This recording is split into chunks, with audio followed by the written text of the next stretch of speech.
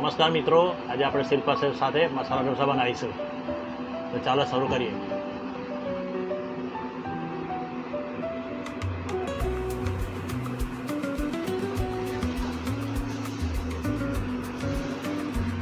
આ રીતે આપણે ગોળ ગોળ ફેરવવાનું છે ને, લાંબુ કરવાનું છે. અને પહેલેથી જ આપણે આ મસાલો તૈયાર કરી દીધો છે. પહેલેથી જ આપણે આ મસાલો તૈયાર કરી દીધો છે અંદર નાખવા માટેનો.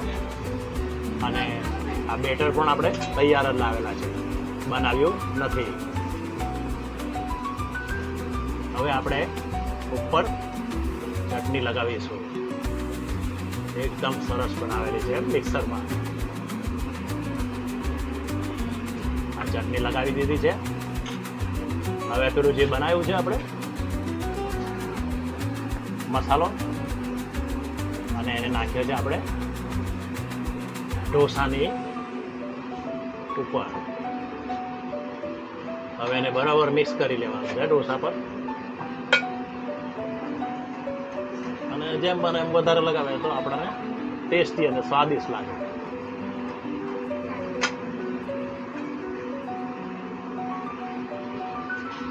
હવે આપણે એને છે ને સહેજ ઊંચું નીચું કરવાનું છે, એટલે શેકાયું કે નહીં ખબર પડે. પાછું જોઈ લેવું પલટાવીને, અને પછી એને વાળી દેવાનું, એટલે રેડી થઈ ગયો આપણો આ ઢોસો. હા, આપણો હવે તૈયાર થઈ ગયો છે ઢોસો. હવે આપણે એને પ્લેટમાં સજાવીશું.